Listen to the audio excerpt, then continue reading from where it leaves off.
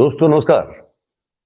4 PM network, 4 PM Gujarat और उसके साथ साथ अब जो नया एक लोगो देख रहे हैं इस तरफ ऊपर, दस्तक, उन सब में आप सबका बहुत बहुत स्वागत है। और मैं हूं आपका दोस्त मयूर जानी। अब थोड़ा ये जो नया लोगो दिख रहा है उसके बारे में बता दें। ये दस्तक है। ये मुख्य रूप से गुजराती में एक अलग तरह का कंटेंट जनरेट करने की कोशिश करने के लिए इसको जो है ये हमने शुरू किया हुआ है। और इसमें न्यूज़ या करंट अफेयर्स की बातचीत तो होगी स्वाभाविक रूप से, लेकिन कोशिश ये करना चाहते हैं कि इसमें कुछ थोड़ा अलग प्रकार का भी प्रोग्रामिंग हो, जो थोड़ा इससे हट के हो। तो ये दस्तक है, इसका फेसबुक का पेज भी बना हुआ है, इसका यूट्यूब चैनल भी है। और उसके बाद ये भी बता दें कि अभी तो प्रोग्रामिंग जो है वो गुजराती में शुरू की है अभी हमने, पर फिर हिंदी और इंग्लिश उसमें भी हम लोग जो है इसमें कार्यक्रम किया करेंगे। तो आप इसको भी, इस प्लेटफॉर्म को भी जो है अपना प्यार और स्नेह दीजिएगा, ऐसी हमारी आपसे प्रार्थना है। और अब कार्यक्रम आज का शुरू कर देते हैं भाई। आज का मुद्दा ये है कि गुजरात कांग्रेस में जो जिस तरह से पिछले चुनाव में 2022 के चुनाव में जो बहुत बुरी तरह से हार मिली, सिर्फ 17 विधायक चुन कर आए। और ये एक बड़ी गंभीर बात, और इसको बड़ी गंभीरता से कांग्रेस पार्टी ले रही है, ये हमको समझ में आ रहा है। और कांग्रेस पार्टी ने एक फैक्ट फाइंडिंग कमेटी, सत्य शोधक कमेटी, जिसकी रचना की 3 सभ्यों की वो समिति है, वो गुजरात आई हुई है। और वो ऑलमोस्ट सभी जिलों में जाके जो उम्मीदवार हैं जो कांग्रेस की ओर से लड़े थे उनसे मिल रही है, उनसे पूछ रही है और जानना चाह रही है कि क्या बदलाव होना चाहिए, क्या कारण है, और कैसे आगे फिर से जो है कांग्रेस को और उसके संगठन को मजबूत किया जाए और लोगों में कांग्रेस के प्रति कैसे विश्वास जगाया जाए। ये एक बड़ा महत्वपूर्ण एक काम जो है उनको लग रहा है कि करना चाहिए, और कर रहे हैं। हमने, आपको याद होगा, कल गयासुद्दीन शेख साहब से बात की थी, जो दरियापुर विधानसभा क्षेत्र से लड़े थे, 3 टर्म के वहां के विधायक थे। इस बार वो हारे।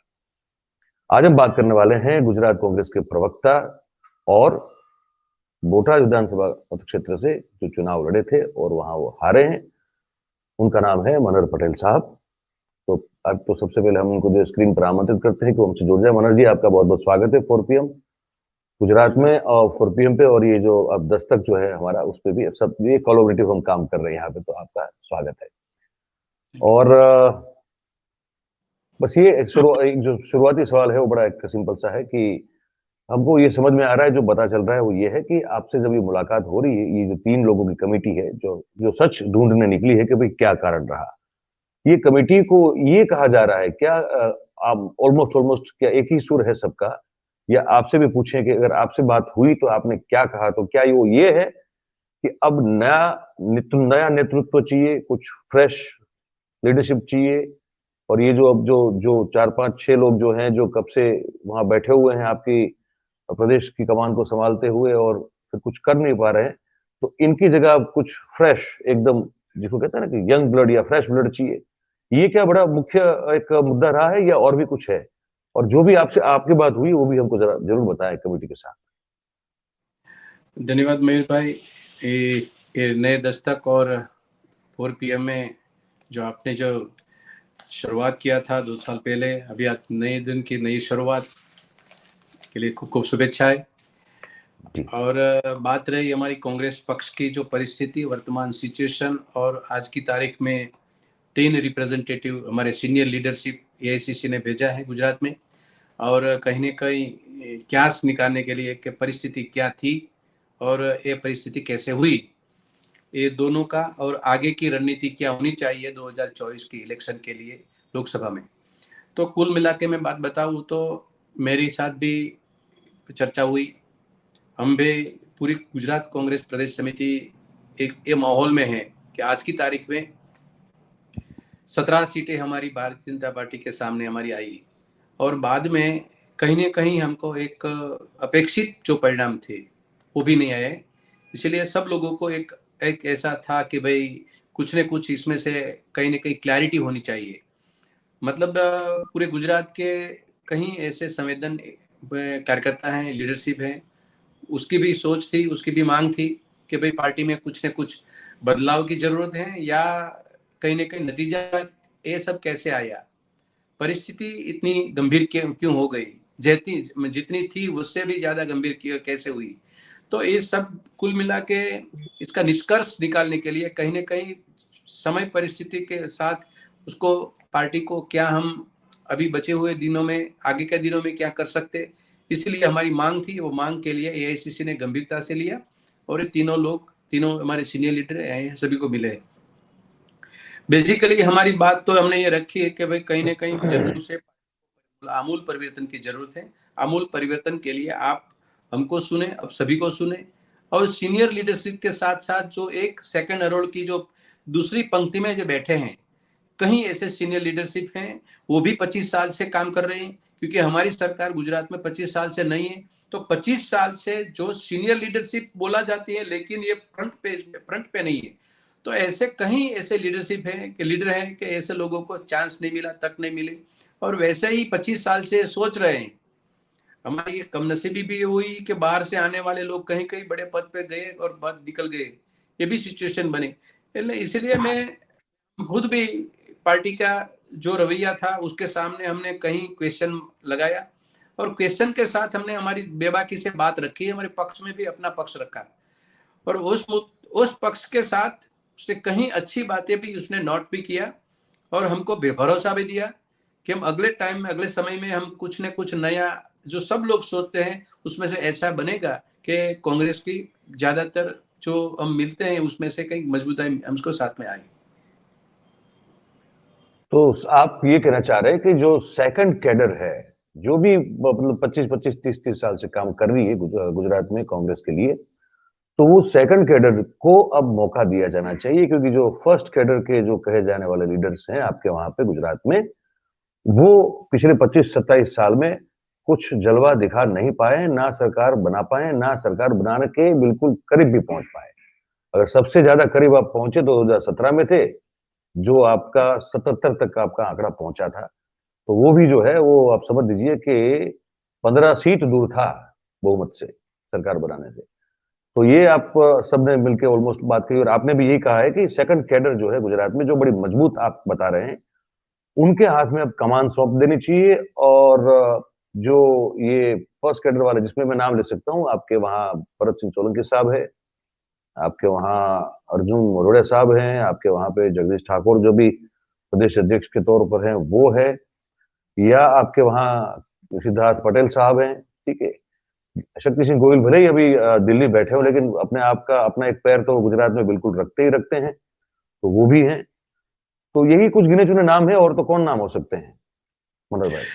मयूर भाई, एक बात और आपके प्रश्न के उत्तर के साथ मैं भी एक मिला के आपको बता रहा हूं कि गुजरात प्रदेश कांग्रेस समिति के हम एक लीडर हैं, इसके साथ हम एक बिजनेसमैन भी है जी। एक बिजनेसमैन की सोच क्या होती है कि हम जिस इन्वेस्टमेंट करते हैं तो इन्वेस्टमेंट के बदले में उसका उचित लक्ष्य के मुताबिक होना चाहिए।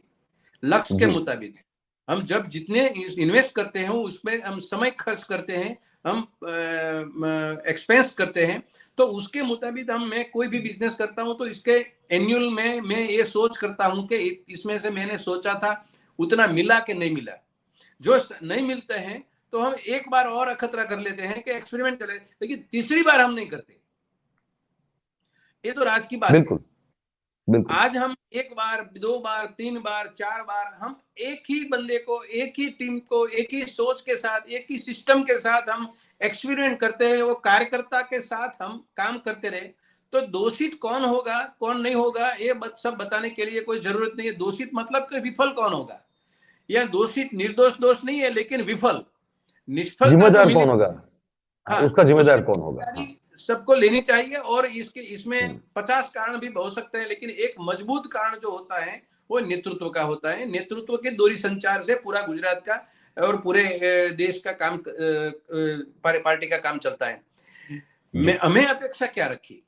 हमें ये अपेक्षा रखी है गुजरात प्रदेश कांग्रेस समिति के सीनियर, कहीं हमारे जैसे लीडर ने भी ये अपेक्षा रखी है कि भाई गुजरात में आमूल परिवर्तन की जरूरत है, और आमूल परिवर्तन के नए जो विकल्प हम बनाएंगे उस विकल्प में, उस नेतृत्व में 4-5 चीजें को आप आइडेंटिफाई करिए। नंबर 1, उसमें नेतृत्व शक्ति होनी चाहिए, एक क्लीन छवि होनी चाहिए, उसके पास शब्द वाचाल और शब्द भंडोल होना चाहिए, अच्छी तरह से बात रखना आता है, इसमें वाक छटाव होनी चाहिए, मतलब जो सिचुएशन के परिस्थिति मुताबिक मीडिया के सामने बिना घबराए बात रखना चाहिए, उसके पास इतना गहरा अनुभव, डेप्थ होनी चाहिए। और तीसरी बार उसका जो नेतृत्व में तमाम समाज के लोगों को, लीडर को, सीनियर लीडर को भी साथ में रखने की इसके पास वो होने चाहिए कि जो हम उसका तजुर्बा होना चाहिए, मतलब एक ऐसे एक सोच होनी चाहिए कि हम आगे बढ़ना है तो सबको साथ लेके उसके को रिमूव।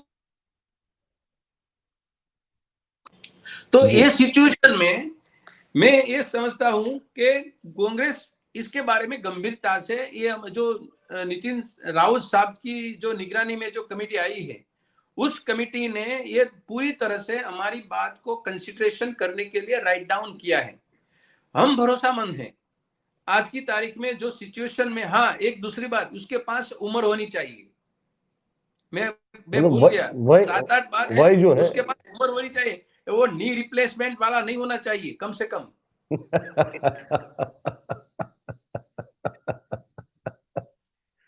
क्योंकि आज अच्छा, मेरे ये तो पास सब बताए है, तजुर्बा कितने है, मेरे पास वाकछटा है, मैं 24/7 काम करने के लिए मेरे पास मेरा शरीर सपोर्ट नहीं करता, तो मैं पार्टी के लिए, क्योंकि हमको पता है कि हम संघ विचारधारा वाली राक्षसी और भारतीय जनता पार्टी फर्जतों के साथ काम करना है, तो इस सोच के साथ सामने लड़ना है, तो कम से कम हमारे पास शस्त्र सरंजाम पूर्ता होना चाहिए। इस बात को तो भाई नरेंद्र रावत जी भी हंसने लगे थे कि नहीं नहीं, आपके बात बोल्ड बात आपने रखी है, तीनों लोग ने मेरी बातें ग्राह्य रखी, ये सब डाउन किया, मतलब ये मेरी बात है, निर्दोष भाव हमने रखे हैं कि, लेकिन हमारे सब मिला के काम तो यही करना है कि गुजरात की जनता ने क्या मुखारविंद पर स्मित होना चाहिए, ऐसा काम करना है।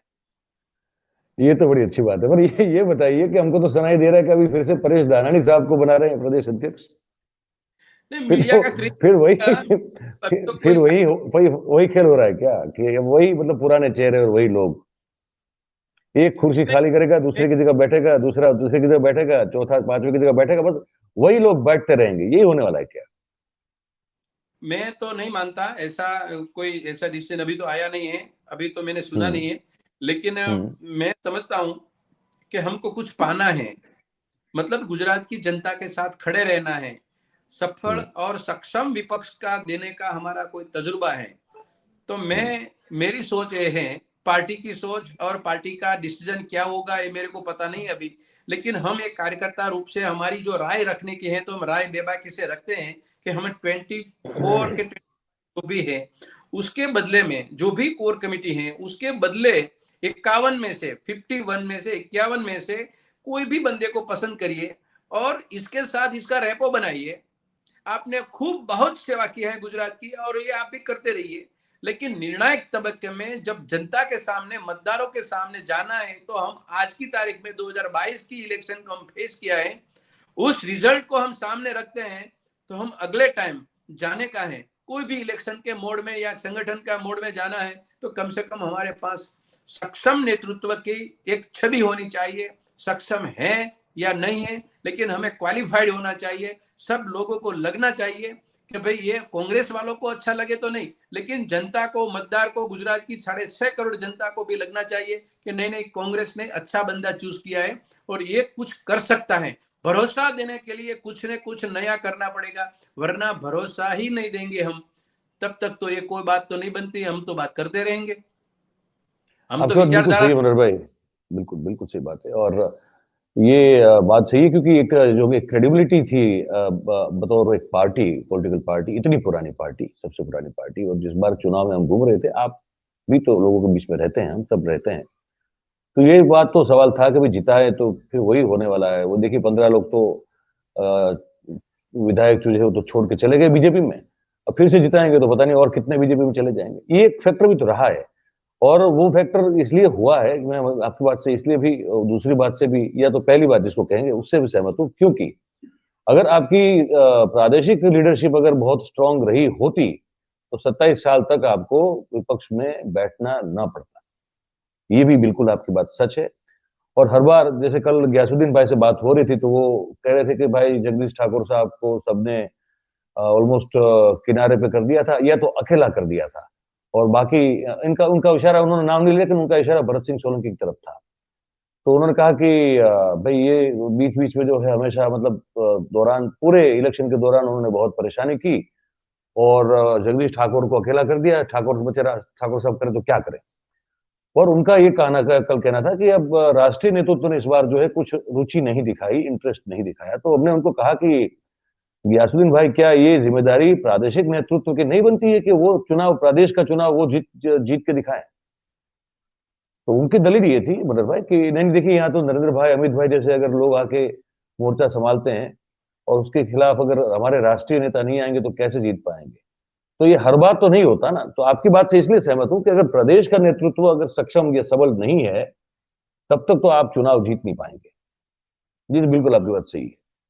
और आप जो कह रहे हैं कि वो अगर अगर अगर प्रदेश का नेतृत्व सही नहीं किया गया, अगर बहुत बड़े तौर पे बदलाव नहीं किए गए और सक्षम और नए और सेकंड कैडर के लोगों को अब फर्स्ट कैडर का नहीं बनाया गया, तब तक मुझे लगता है कि आपकी बात से मैं बिल्कुल सहमत होते हुए कहता हूं कि आपका गुजरात कांग्रेस का तो पुनरुद्धार या नवसृजन, जो भी शब्द इस्तेमाल करना चाहें, वो मुश्किल है। तो अब देखते हैं कि आपने जो बात कही है खुल के सबने, विशेष रूप से आपकी अगर बात करें तो भाई कि अब वो बात अगर मानी जाती है तो फिर कुछ कांग्रेस का भला गुजरात में हो सकता है, नहीं, अदरवाइज तो फिर एक बात बता रहा हूं मैं, मैंने जो भी बात की, मैंने तो हम्म। राहुल गांधी जी की बात की है कि कांग्रेस प्रदेश समिति में बड़ी सर्जरी करने की जरूरत है।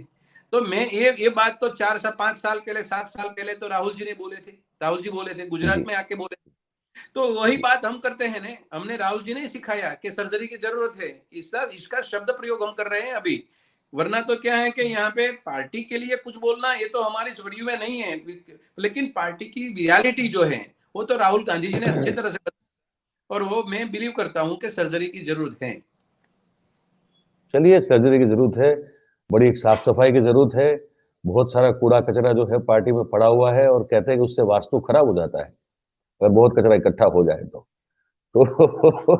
आशा करते हैं कि आपके पार्टी में जो भी गार्बेज है या तो जो क्लीनिंग प्रोसेस की जरूरत है वो हो, की जाए।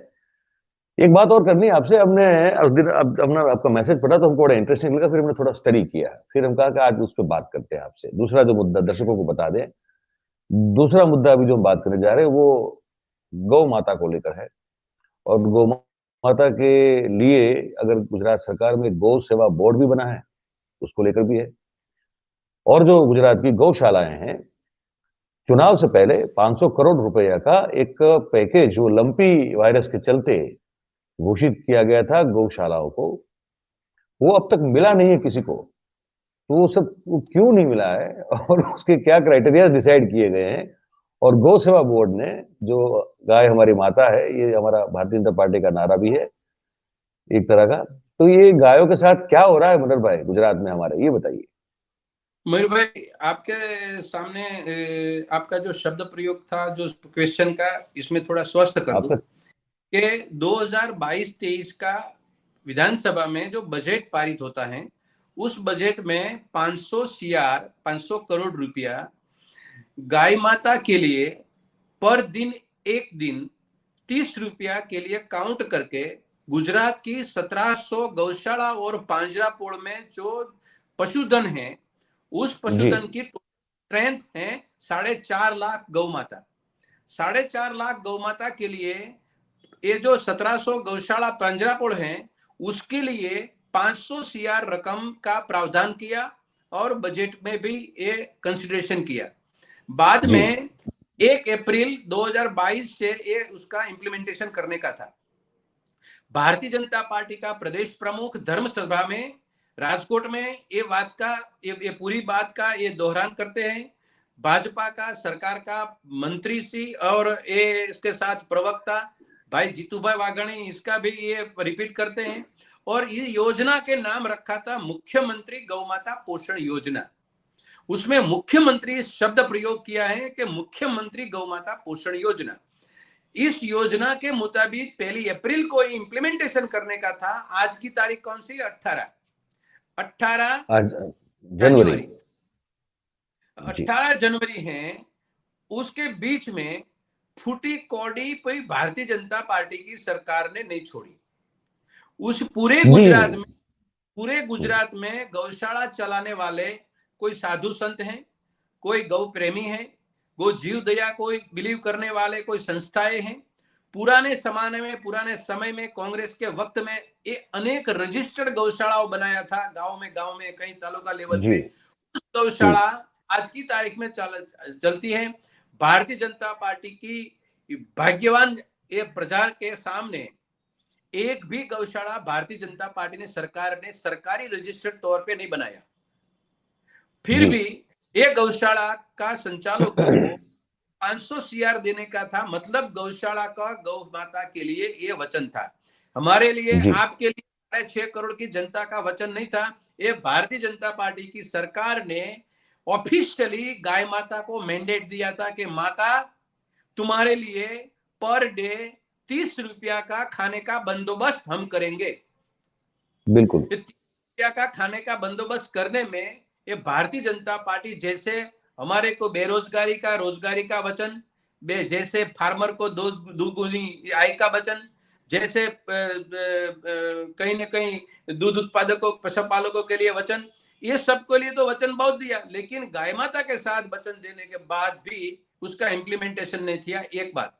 दूसरी बात, आपने बताई लंपी वायरस में भारत सरकार और गुजरात सरकार की कोई भी पशुपालन डिपार्टमेंट की वेबसाइट आप सर्च करोगे तो नेचुरल डेथ के बाद सिवा कोई भी एक्सीडेंटली डेथ होते हैं गाय की तो उसको 16,000 रुपए का उससे सहाय मिलती है। जी नेचुरल डेथ नहीं थी, जो लंपी वायरस वाली नेचुरल डेथ नहीं थी, ये नहीं महामारी थी थी, ये प्रकोप थी। बिल्कुल तो प्रकोप के मुताबिक 25,000 गाय माता ये भगवान के धाम में चली गई, वो देव हो गई, मतलब ये मृत्यु हो गई। फिर भी जी गौशाला पशुपालकों को एक भी पैसा गुजरात सरकार ने नहीं उसको दिया। ये दूसरी बात। तीसरी जी बात ये कि गौ माता के लिए जब हम इलेक्शन में जाते हैं तभी एक बात गौ माता के लिए, गंगा माता के लिए और बेटी बचाओ बेटी पढ़ाओ की होती है। जी भगवान राम की बात तो अब नहीं बनती क्योंकि मंदिर बन रहा है। अभी ये जो गौ माता के लिए जो बोल रहे हैं कि तो गौ माता के लिए जो हत्या करना उसके मुताबिक कायदा बनाना, कत्ल खाना शुरू करना, कत्ल खाना के लिए कायदा बनाना, ये सभी बातें करते आज की तारीख में एक भी बंदा ऐसा नहीं है कि गौ माता के खिलाफ कोई काम करने के लिए कोई गवर्नमेंट ने एक्शन लिया होगा, वो जेल में पड़ा हुआ है नहीं है। तो सिर्फ मैं इतना बता रहा हूं आपको कि गौ माता के नाम पे गौ माता आज आंसू सार रही है। और क्या गौ माता बोल रही है? मैं मेरा अस्तित्व का संघर्ष कर रही हूँ। गाय माता अपना अस्तित्व का संघर्ष करिए। आज ये भावनगर डिस्ट्रिक्ट गुजरात का ऐसा डिस्ट्रिक्ट है कि पूरे भावनगर डिस्ट्रिक्ट में 78 विलेज ऐसा है कि उसमें 1 इंच भी गौचर की जमीन नहीं है। तो पूरे जी गुजरात में सब और गाय माता के लिए खाने का बंदोबस्त करने का वचन दिया था, वो भी फेल हो गया। तो गाय माता का आश्रय और गाय माता का पोषण दोनों लेने के बाद भी बोलते हैं कि हम गाय माता के हम बच्चे हैं। तो ये सब के लिए ये गाय माता की बात है। और दूसरी बात, आज की तारीख में ऐसा बना 2-3-4 दिन पहले कि कांग्रेस की सरकार में समय में 11 योजना थी, इसने बनाया गौ सेवा आयोग बनाया गुजरात सरकार ने। तो गौ सेवा आयोग के नीचे जो ओरिजिनल पशुपालन डिपार्टमेंट की योजना थी, ये योजना पशुपालन डिपार्टमेंट की थी और ये डिपार्टमेंट की योजना सब गौ सेवा आयोग के नीचे ले आई गई। बाद में ये 11 योजना को लॉक कर दिया, मतलब बंद कर दिया। आधिकारिक तौर पे अच्छा हमने जानने का प्रयत्न किया, अधिकारी ने ये बताया कि ये सब योजना नाम पूर्ति थी, मतलब ये सिर्फ योजना मात्र कागज पे थी। ये योजना कोई हमारा समय में शुरू भी नहीं किया था। 6.5 करोड़ का प्रावधान इसमें है। और ये कैसी कैसी योजना थी? जीव दया हेल्पलाइन, समझो कि आज हमारे यहाँ पे एससी हाईवे पर गायों लेके कोई ट्रक पसार हो रहा था और एक कत्ल खाने में जा रहा था, तो मेरे जैसा आप जैसा कोई बंदा हेल्पलाइन में फोन करके पुलिस बंदोबस्त करवा सकता था। वो हेल्पलाइन जीव दया हेल्पलाइन बोला जाता, बंद कर दिया। पशु ओळख पद्धति जो है, जो पशुओं की जो एक आइडेंटिफिकेशन था कोई औलाद की, वो भी बंद किया। आदर्श गौचर योजना का एक इंटीमेशन था, वो भी बंद कर दिया। बड़द और जो बछड़ा है, इसका जो बछड़ा है वो परिवहन के लिए एक जगह से दूसरी जगह ले जाने का उसकी भी सहाय थी, जैविक सहाय थी। ऐसे पशु संवर्धन गौचर विकास तालीम की सहाय थी, सहाय के लिए एकदम लाइब्रेरी थी। ऐसी कई योजना थी कि जो योजना के मुताबिक छोटे फार्मर के साथ पशुपालन का व्यवसाय होता था, पशुपालकों के लिए ये जबरदस्त योजना थी। ऐसे 11 योजना गुजरात सरकार ने प्रेम पूर्वक बंद कर दिया। कारण क्या बता रहे हैं? एक गौमाता प्रति भारतीय जनता पार्टी की संवेदना, इसकी समझदारी और इसके साथ हमारे सामने जो बात रखते थे, तभी ये सिचुएशन क्या थी, जब जीवान में शब्दों क्या निकलते थे और वास्तविकता पेपर पे भारतीय जनता पार्टी गौ माता के साथ कैसा व्यवहार कर रही है। मनोज भाई, ये कारण बताया कुछ? आपने जब आधिकारिक तौर पे पूछा कि भाई क्यों बंद कर दी, तो कुछ बताया क्या? उसने बंद कैसे की, ये भी समझने जैसी बात है। ये भारतीय जनता पार्टी की एक सबसे बड़ी, एक अचरज से देखने वाली, पामने वाली चीज क्या है मालूम है? गुजरात में कोई भी क्षेत्र में नया करने के लिए कोई कमेटी नहीं बनती, लेकिन बंद करने में कमेटी बनती है। मयूर भाई, आप समझ नहीं पाओगे। ये राज्य सरकार ने एक कमेटी का गठन किया जी। जब जब भारतीय जनता पार्टी फंस जाती है तब एसआईटी बनाती है। जब जब भारतीय जनता पार्टी को कोई ताला लगाना है तो एसआईटी जैसे कुछ न कुछ कमेटी बनाती है।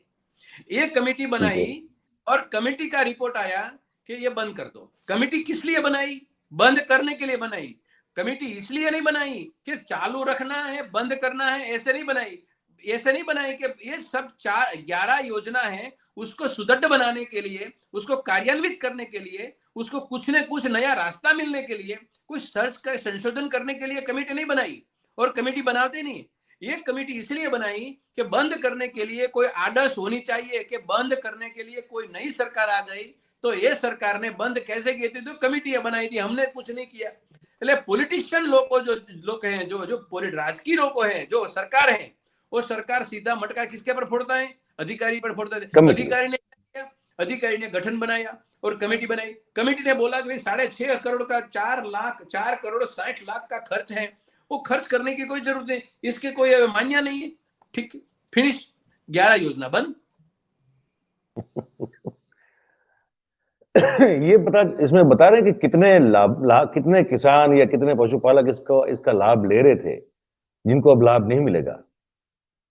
नहीं, हमारे जब छोटे थे तब गांव में हमारे साथ पशुपालन का व्यवसाय करने वाले, हम खुद पशुपालन के साथ जुड़े हुए थे। खेती और पशुपालन एक सिक्के की दो बाजू है।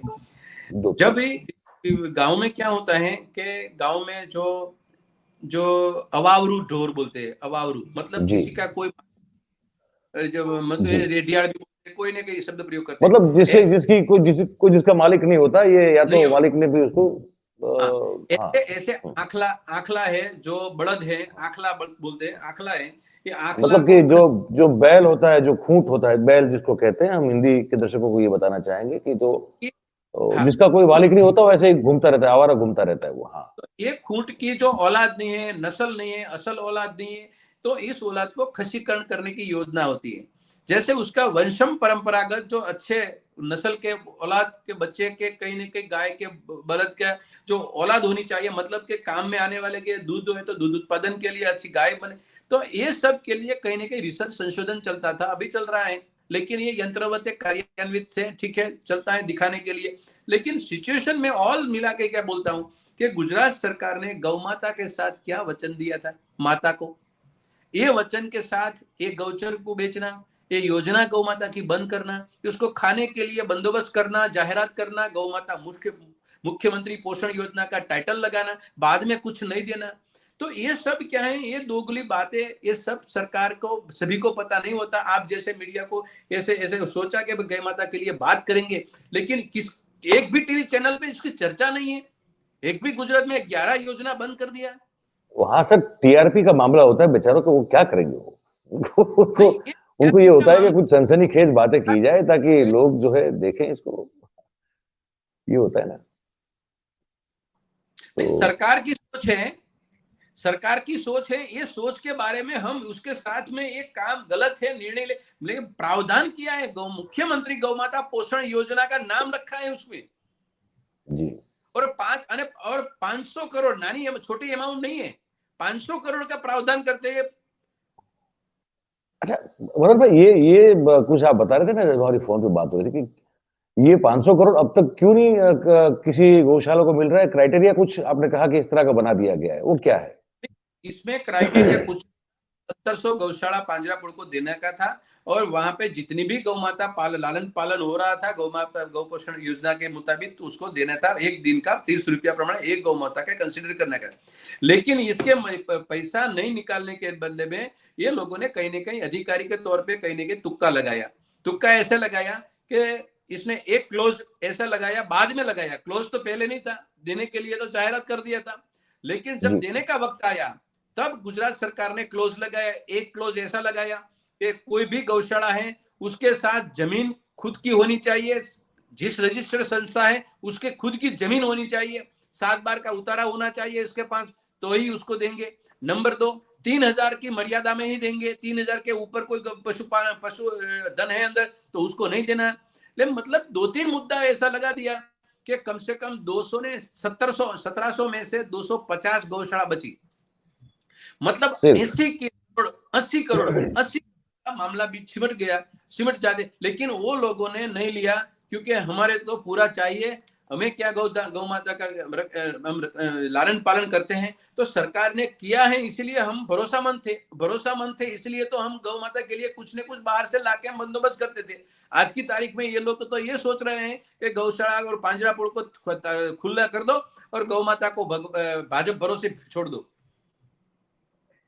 नहीं, बात आपकी समझ रहा हूं मैं। तो ये बस वही वाली बात है, हाथी के दांत है भाई, खाने के कुछ और है, दिखाने के कुछ और है। आप देखते रहिए, आपको आपको दिखावा कुछ और मिलेगा, फिर कुछ अंदर कुछ बात हमेशा और होती है। तो इसी मुद्दे को जो है फिर जब जैसे मनोहर भाई ने कहा कि कोई उठाता नहीं है, पर हम ऐसे मुद्दों को बिल्कुल उठाते हैं, क्योंकि भाई आप पशुपालन करते हैं जो लोग, वो वही तो दूध उत्पादन करते हैं, वही तो जो है पशुओं से निकलती, पशुओं से मतलब बहुत सारी चीजें जो हमको हमारे लिए, हमारे फायदे के लिए, हमारे काम में जो आती है, वो सब चीजें पशु ही तो आती है, कहाँ से आती है? अगर उसकी बात नहीं करेंगे तो किसकी बात करेंगे?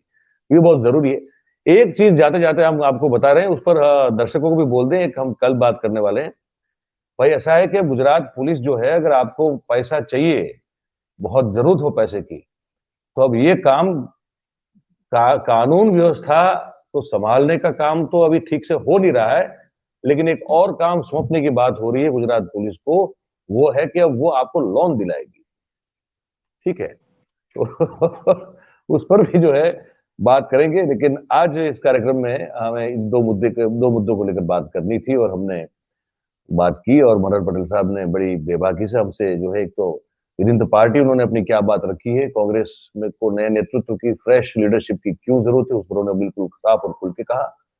और ये जो गौ सेवा बोर्ड के द्वारा जो योजनाएं बंद की गई हैं, और गायों की बात, गौ माता की बातें तो बहुत होती है भारतीय जनता पार्टी के द्वारा, लेकिन धरातल पर वो जो 500 करोड़ रुपया है, वो क्यों, कैसे रोका गया, कैसे नहीं दिया गया, और सेवा बोर्ड की जो योजना है वो भी किस तरह बंद कर दी गई, क्या कारण देकर बंद कर दी गई, तो इन सब बातों से हमको मुखातिब मनोहर पटेल साहब ने आज हमारे साथ बातचीत करते हुए करवाया। तो मनोहर पटेल साहब, आपका बहुत बहुत धन्यवाद। ऐसे ही मुद्दे हम लोग उजागर करते रहेंगे, और आपसे बातचीत का सिलसिला भी हमारा बिल्कुल जारी रहेगा।